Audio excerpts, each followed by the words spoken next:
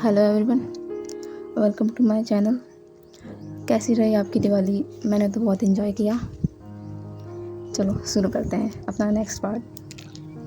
पहले इसके पिछले पार्ट में मैंने देखा था कि वेनिंग अपने घुटनों पर बैठ जाता है और कहता है कि नहीं मास्टर वे, अब और नहीं, भले ही इसके बाद आप मुझे जान से ही क्यों ना मार दे, लेकिन मैं इन्हें बता कर रहूँगा, नहीं तो कभी भी आपको दोस्त देना नहीं छोड़ेंगे। तभी जैंग चैंग कहता है, क्या क्या बात कर रहे हो तुम? किस सेक्रीफाइस की बात कर रहे हो? वेनिंग कहता है, मेरे पास कोई शब्द नहीं है आप जैसे लोगों के लिए, जो रास्ते से बच्चे को उठा लाए, अपना बेटा बनाकर रखा, लेकिन आखिरकार उन्हें याद दिला ही दिया कि उसका सेक्ट पर एक उपकार था। आपकी माँ ने कभी उसे चैन से जीने नहीं दिया। आप भी उन्हीं के बेटे हैं, आप भी वही कर रहे हैं। जैंग चैंग कहता है, क्या बकवास कर रहे हो? अपना मुंह बंद करो। आखिर तुम कहना क्या चाहते हो कि हमने कभी उसे खुशी नहीं दी? हमने उसे क्या क्या नहीं दिया? हमने उसे घर दिया, रहने को, कपड़े, खाना पीना सब कुछ दिया, और इसने क्या किया? वेनिंग कहता है, इसने बस आपके किए हुए उपकारों को चुकाया है और खुद को आज इस तरह बना लिया है। अगर वो नहीं होता तो आप जिस तरह इस अकड़ में घूम रहे हैं वो भी ना होती। आप जानना चाहते हैं ना कि क्या किया उन्होंने आपके लिए, और क्यों चुना उन्होंने डेमोनिक पाथ, और हम वेंस को क्यों बचाया? क्योंकि वो अपने आप को हमारा कर्जदार मानते हैं। जब लोटस पेयर पर हमला हुआ तो वेंजुलियो ने आपकी गोल्डन कोर नष्ट कर दी थी। तब मैंने मास्टर वे की मदद की थी वहाँ से आपको सबकी नज़रों से छुपा कर निकालने में, और यहाँ तक कि आपके माता पिता का शरीर भी आपको मैंने ही लौटाया था।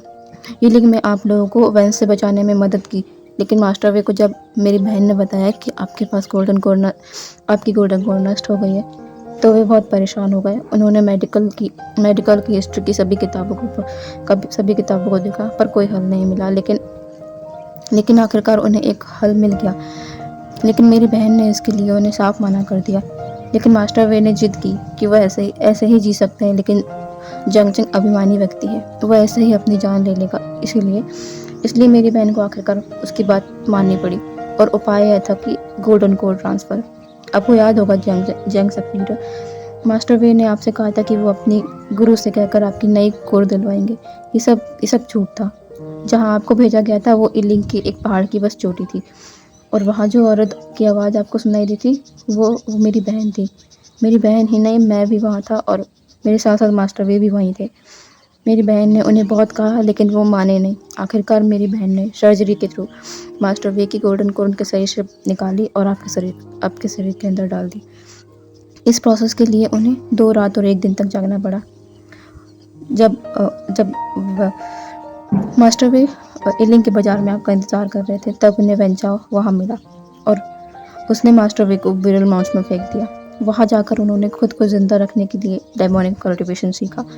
बिना गोल्डन कोर के तलवार उनके कोई काम की नहीं थी, लेकिन इसलिए उन्होंने उसे अपने साथ रखना छोड़ दिया। लेकिन उस बात के लिए भी आप लोगों ने उन्हें चैन से नहीं रहने दिया, हर बात पर ताना दिया, जिसकी वजह से आप लोग युद्ध जीते। जब उनकी ज़रूरत ख़त्म हो गई तो उन्हें बाहर फेंक दिया। यही तो करते आ रहे हैं आप लोग उनके साथ। आपकी माँ ने भी उन्हें आपकी माँ ने भी उन्हें ज़रूरत के लिए इस्तेमाल किया, और आप लोगों ने भी। मेरी बहन का उन पर एहसान था, इसी वजह से उन्होंने सबके अगेंस्ट जाकर हमें बचाया, वेंस को बचाया, और ज़्यादा मुसीबत ना हो इसीलिए खुद को आपके सेक्ट से दूर कर लिया। लेकिन आपकी विचारधारा उनके लिए आज तक ना बदली। मुझे तरस आता है आप पर। आप कभी उस जैसा नहीं बन सकते, उसके जैसे कभी बन ही नहीं सकते। आप चाहो कुछ भी कर लो। आपको यकीन नहीं होता तो ये लीजिए। वेनिंग ने वुशन की तलवार ली और उसे अनशील करने की कोशिश की, लेकिन वो नहीं हुई। अब उसने जैंग चैंग की और उसे बढ़ाया। जैंग चैंग उसे कांपते हाथों से पकड़ा और तलवार अनशील हो गई। ये देखकर पूरे कमरे में सन्नाटा पसर गया। बेड पर लेटी हुई श्री को देखते हैं, जिसकी आंखों के कॉर्नर से आंसू बह गए। किसी ने यह देखा हो या ना देखा हो, लेकिन उस अल्फा ने इसे नोटिस किया, क्योंकि उसकी नज़र बार बार रहकर सुई की ओर जा रही थी। उसने सोचा, क्या सुई जाग गई है? क्या उसने सबको सुन लिया?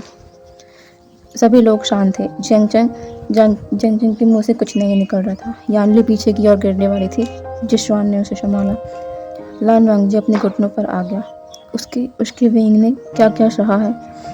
उसका उसका 15 साल का दर्द वेन के दर्द के आगे कोई मायने नहीं रखता। शुजी और युवान की आंखों से आंसू गिर रहे थे। लान सिचन और लान किरण सोच रहे थे कि क्या आज भी ऐसे लोग हैं जो अपनों के लिए इतना कुछ कर सकते हैं। 15 साल का गुस्सा न जाने कहाँ गायब हो गया और उन्हें वांग जी पर प्राउड फील हुआ कि उसने विशान को अपने जीवन साथी चुना। सभी सेक्ट लीडर्स की आंखों में गिल्ट था, उन्होंने जो विशान के साथ किया था। लान वांग जी की नज़र अब जैसे ही विशान पर जाती है तो वो देखता है कि विशान बेहोश है। वो जल्दी से दौड़कर विशान की ओर जाता है। तभी सभी का ध्यान विशान की तरफ जाता है, जो देखते हैं कि विशान वेंग को क्या हुआ, वेंग बेहोश है। युआन अपने बाबा को उठाने की कोशिश करता है लेकिन विशान आंखें नहीं खोलता। तभी उसे उठाकर शुजी के बेड के पास लेटाया जाता है। हीलर उसे चेक करते हैं और कहते हैं कि शायद स्ट्रेस और पैनिकनेस की वजह से बेहोश हो गए हैं, थोड़ी देर में होश आ जाएगा। तभी लान वांग जी उसके पास बैठता है और उसके सिर पर अपना हाथ फहराता है और कहता है, इतना कुछ सहा अकेले।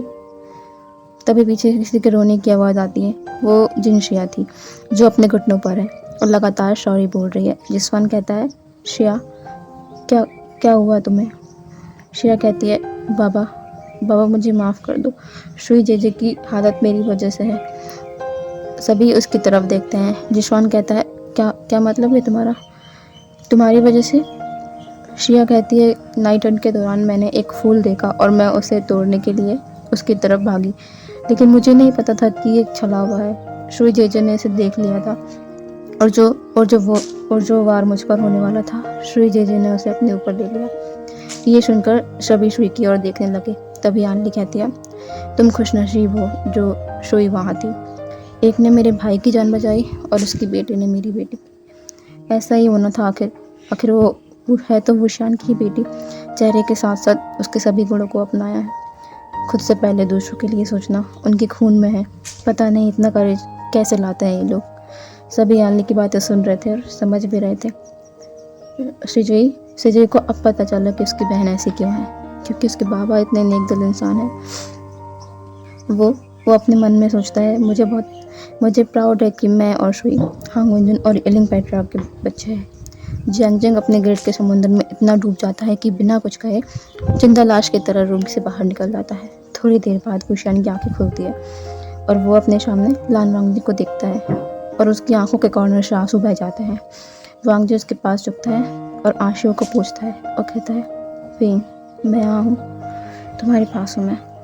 अब विशान खुद को कंट्रोल नहीं कर पाता। वह थोड़ा सा अपने बेड पर उठता है, अपने हाथों को लान वांगजी के वेस्ट के अराउंड रैप करता है और अपना फेस लान वांगजी के टमी में छुपाकर जोर जोर से रोने लगता है, जैसे कि वह अपना सारा दर्द निकाल देना चाहता हो। वांगजी भी उसे नहीं रोकता, जी भर के रोने देता है और थोड़ी देर बाद आखिरकार वो शांत हो जाता है। तभी उन्हें महसूस होता है कि शुई उठ रही है। लान वांगजी और विशान उसे उठने में मदद करते हैं। तभी लान वांगजी उससे पूछता है, शुई, कैसा लग रहा है तुम्हें? अब तुम्हें ठीक लग रहा है ना? वह बस अपना सिर हाँ में हिला देती है। तभी वो अपने साइड में देखती है अपने बाबा को। हंसी के पीछे अपना दर्द छुपाना क्या होता है, उसने अपने बाबा को देखकर यह जान लिया था। शुई धीरे से वीक वॉइस में कहती है, बाबा। विशियान यह सुनकर ऐसा लगा कि सुकून क्या होता है उसने पहली बार जाना है। विशियान धीरे धीरे उसके हाथ को पकड़ता है और कहता है, शुई, एक बार फिर से कहो। शुई कहती है, बाबा। विशियान आगे बढ़कर शुई को अपने सीने से लगा लेता है। लान वांगजी इमोशनल होकर दोनों को देख रहा था। तभी विशियान को एक बार फिर पीछे से आवाज़ आती है, बाबा। विशियान देखता है वो शुजी था।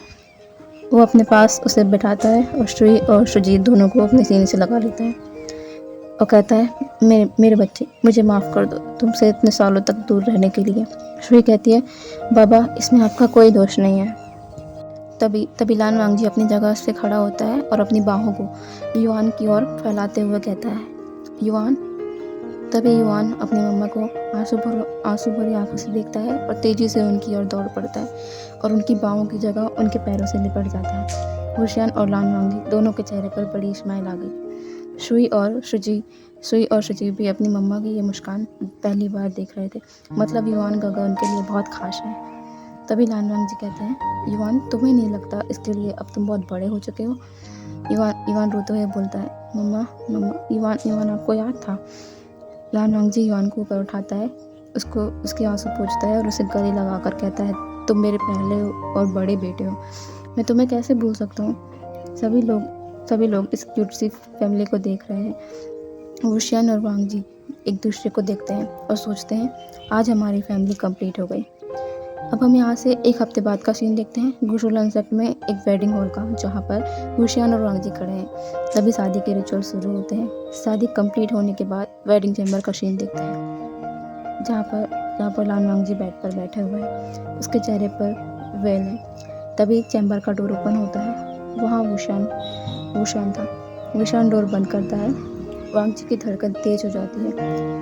ये पहली बार नहीं है उनके लिए, लेकिन फिर भी वो नर्वस है। वुशियान धीरे कदमों से उसके पास आता है और बेड पर उसके साइड में बैठ जाता है और धीरे से उसके वेल को हटा देता है।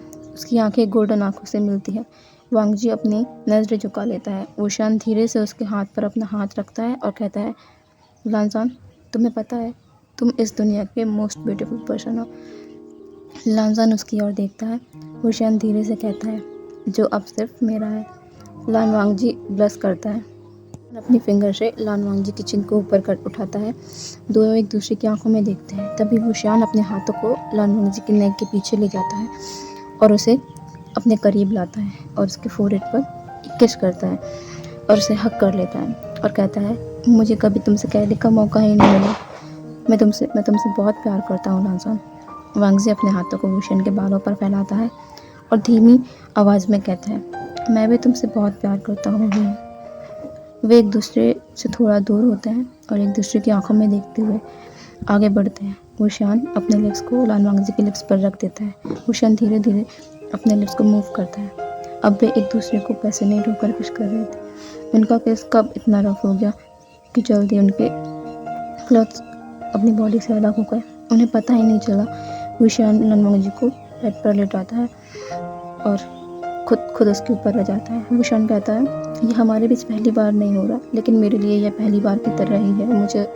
मुझे उस वक्त कुछ भी याद नहीं था, बट इस बार मैं सब कुछ होश में करना चाहता हूँ। तुम्हें देखते हुए तुम्हें महसूस करना चाहता हूँ। मैं तुम्हें चाहता हूँ मंजा, बहुत ज़्यादा। मैं तुम्हें बहुत ज़्यादा चाहता हूँ। क्या मैं पूरी तरह तुम्हारा हूँ बीइंग। तुम कुछ भी कर सकते हो। लानजान वुशियान उसके लिप्स पर अटैक कर देता है। धीरे से उसके लिप्स फिसलकर उसकी नेक पर आ जाते हैं। लानजान को उसका टच बहुत अच्छा लग रहा था। वो अपनी आवाज़ को कंट्रोल ही नहीं कर पा रहा था। तभी वुशियान उसकी नज़रों में देखता है, जैसे कि वो परमिशन मांग रहा हो। लान वांग जी नोट कर देता है। वुशियान लान वांग जी को प्रिपेयर करता है और उसके अंदर एंटर होता है। लान वांग जी एक पेनफुल वॉइस निकालता है।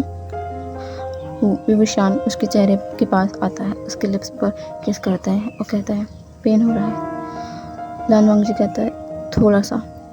वुशियान कहता है, बस थोड़ी देर में लव। उसके बाद उनका रोमांटिक सेशन शुरू हो जाता है। कुछ घंटों के बाद वे एक दूसरे की बाहों में थे। वुशियान कहता है, ये बहुत अच्छा था लानजान। लान वांग जी बस कहता है और अपनी आंखें बंद कर लेता है। वुशियान कहता है, सो जाओ।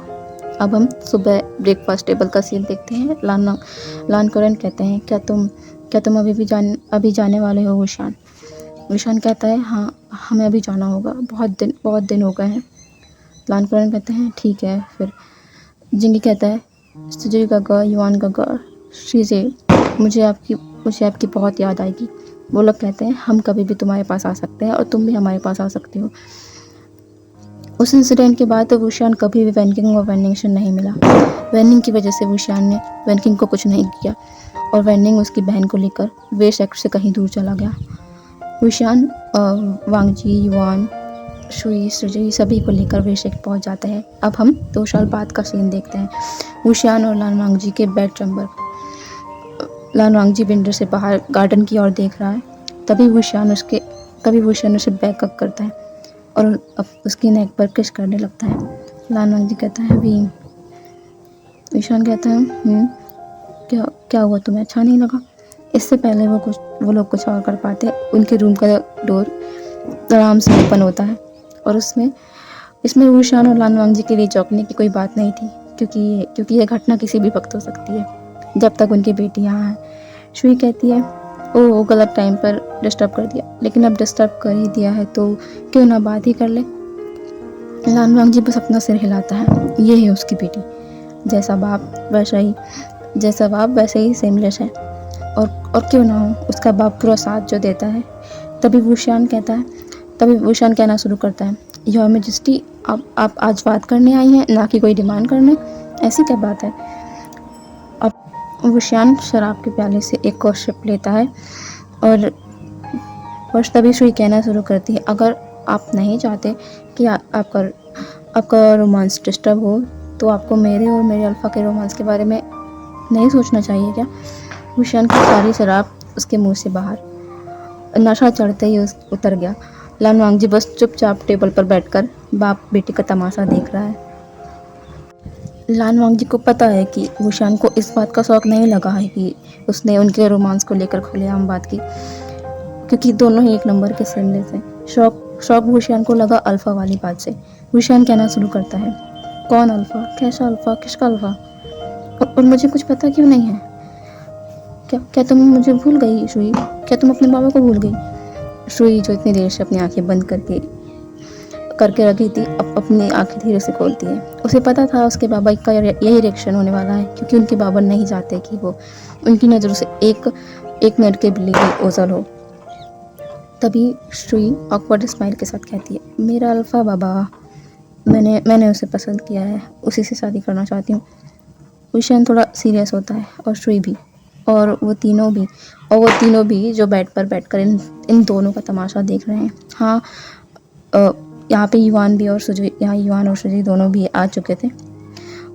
सब वो तीनों जानते हैं कि वुशियान की जान बसती है शुई में, और अल्फा मतलब वुशियान से दूर जाने की बात। वुशियान पूछता है, कहाँ से है वो अल्फा। शुई कहती है, किसी भी सेक्ट से नहीं है, मैंने उन्हें कल आमंत्रित किया है, कल आप उनसे मिल सकते हैं। ठीक है, मेरी बेटी की पसंद है तो अच्छा ही होगा, वुशियान कहता है। शुई स्माइल करती है। पूरा रूम साइलेंस है। वुशियान जानता है ये उसी की वजह से है, क्योंकि सभी लोग वुशियान का शुई के लिए प्यार जानते हैं, और उसके दूर जाने के बाद से वुशियान के दिल में क्या है ये भी सब महसूस कर रहे हैं। लेकिन वुशियान इसे साइलेंस को ब्रेक करते हुए कहता है, लेकिन कायदे से तो युआन बड़ा है, उसकी शादी पहले होनी चाहिए। तभी शुई झटके से जवाब देती है, उसकी टेंशन मत लीजिए बाबा, गागा की शादी और मेरी शादी एक ही दिन होगी। वुशियान कहता है, हाँ, क्या माना कि मैं तुम्हें अपना योर मैजेस्टी मानता हूँ, लेकिन ये फैसला तुम मेरे लिए रहने दिया होता। यहाँ युआन सॉक, उसके बारे में बात हो रही है, और उसे ही नहीं पता कौन सा अल्फा ले आई है उसकी बहन उसके लिए। और बाबा तो कुछ बोलेंगे नहीं उसकी योर मैजेस्टी के सामने, लेकिन मुसीबत तो युआन की हो गई। तभी युआन अपनी मम्मा की और पप्पी आई से देखता है। तभी लानवांग जी बोलना शुरू करता है, तुम दोनों बाप बेटे के बीच मेरा बेटा कहाँ से आ गया, और कौन सा अल्फा ले आई है तुम्हारी योर मैजेस्टी इस बार, और मेरी मर्जी के बिना मेरा बेटा कहीं नहीं जाएगा, और इस बार तुमने तुम्हारी योर मैजेस्टी का साथ दिया तो इसके रूम से थोड़ी दूर पर एक रूम है, आप वहाँ जाकर रह सकते हैं। लानजान, ये क्या कह रहे हो तुम, मैं तुमसे दूर नहीं रह सकता, तुम जानते हो ना। लानवांग कहता, तो फिर पूछो अपनी बेटी से किस अल्फा की बात कर रही है ये। तभी वुशियान कहता है, शुई अपने पापा को बताओ किस अल्फा को लेके आई हो तुम गागा के लिए। तभी शुई इनोसेंट फेस बनाकर कहती है, मैं तो गागा के लिए ही कर रही थी, लेकिन मैं उन्हें मना कर दूंगी कि वो यहाँ बात करने ना आए। लेकिन है कौन वो अल्फा। वुशियान कहता है, वो जिन सेक्ट के जिनलिंग गागा है, लेकिन मैं उन्हें मना कर दूंगी। तभी युआन झट से बोलता है, नहीं, मेरा मतलब मेरी एक ही बहन है, और मेरी बहन जो मेरे लिए पसंद करेगी वही मेरे लिए अच्छा होगा। लानवांग जी वुशियान समझ गया कि क्या बात है। तभी शुई कहती है, युआन गागा, अब ज़्यादा भाव भी मत खाओ, सीधे कहो ना कि जिनलिंग गागा आपको पसंद है। युआन अपना मुंह नीचे कर लेता है। तभी वुशियान पूछता है, वाह माय मैजेस्टी, आपको तो सब कुछ पता है। श्रुई कहती जी बाबा मुझे सब कुछ पता है, मुझे ये पता है कि दूसरी शादी जो होगी वो जिंगे और नी सेक्स की नी किन के बीच होगी, और मुझे एक और शादी के बारे में पता है। हुसैन कहता है कौन सी शादी? तो श्रुई चुपके से सुजी की ओर देखती है जो चुपचाप इन सब का तमाशा देख रहा था। हुसैन कहता है किसकी शादी श्रुई? तो श्रुई कहती है जिन सेक्ट की राजकुमारी जिनशिया हमारे सुजई गगा के ऊपर फिदा है। और सुजई गगा थोड़ा सा इंटरेस्टेड भी लग रहे हैं। तभी सुजई जो चुपचाप इन सब का तमाशा देख रहा था एकदम से कहता है श्रुई अपनी बकवास बंद करो। श्रुई कहती है तो मैं सच तो कह रही हूँ गगा, अच्छा तो कहो कि वो आपको नहीं पसंद है। सुजई उसे पकड़ने के लिए उसके पीछे बाहर दौड़ता है और वो लोग ऐसे ही दौड़ते दौड़ते रूम के बाहर चले जाते हैं। युवान भी उनके पीछे जाता है। उनके जाते ही हुशियान जो भी स्माइल कर रहा था उसकी स्माइल डल हो जाती है, उसका फेस सैड हो जाता है। लान वांगजी उसके पास आता है और उसे हक कर लेता है। हुशियान की आंखों से आंसू गिर जाते हैं। लांजान हमारी बेटी चली जाएगी, मैंने तो उसे अभी अच्छे से देखा भी नहीं, उसके साथ ज़्यादा वक्त भी नहीं बताया, अभी भी ली है मुझे वो, मैं उसे रोक भी तो नहीं सकता क्योंकि उसकी खुशी चाहता हूँ मैं उसके बिना कैसे रहूँगा लांजान।